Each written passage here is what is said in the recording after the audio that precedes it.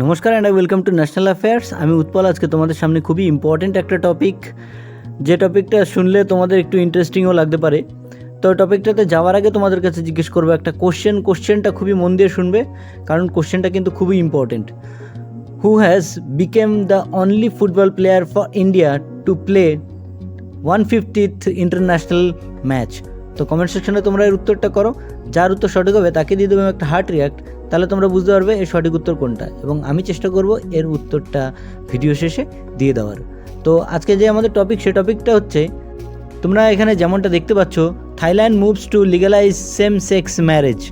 তো দক্ষিণ পূর্ব এশিয়ার প্রথম দেশ হিসাবে এবং এশিয়ার তৃতীয় দেশ হিসাবে থাইল্যান্ড সরকার সমলিঙ্গ বিবাহকে কিন্তু মর্যাদা দিল।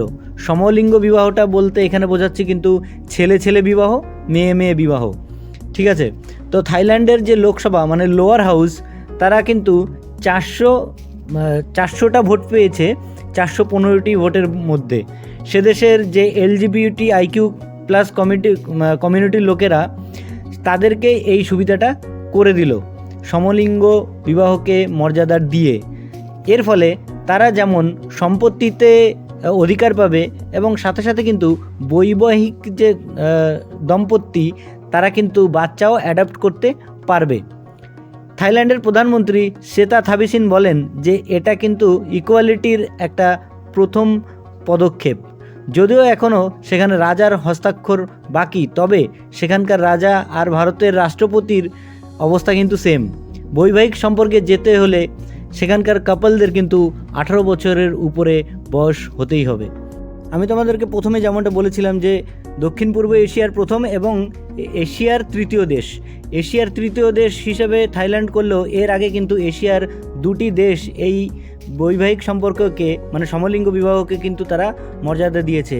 1 নম্বরে ছিল তাইওয়ান, সেকেন্ডে কিন্তু নেপাল ছিল, ঠিক আছে? তো এবার আমরা চলে আসবো আমাদের কোশ্চেনটাতে। কোশ্চেনটা ছিল যে একমাত্র ভারতীয় প্লেয়ার হিসেবে 150টা ইন্টারন্যাশনাল ফুটবল ম্যাচ খেলার অভিজ্ঞতা কে অর্জন করলেন? এর সঠিক উত্তর হচ্ছে, আমরা সবাই জানি, সুনীল ছেত্রী। সুনীল ছেত্রী রিসেন্টলি আফগানিস্তানের বিপক্ষে ভারতবর্ষের প্রথম প্লেয়ার হিসেবে 150তম ইন্টারন্যাশনাল ফুটবল ম্যাচ খেলে নিলেন। তো এই ছিল আমাদের আজকের টপিক। আশা করছি তোমাদের বুঝতে কোনো অসুবিধা হয়নি। তো সামনে কোনো একটা ইম্পর্টেন্ট টপিক নিয়ে এসে আমি আবার হাজির হব। সো ততক্ষণ পর্যন্ত বাই।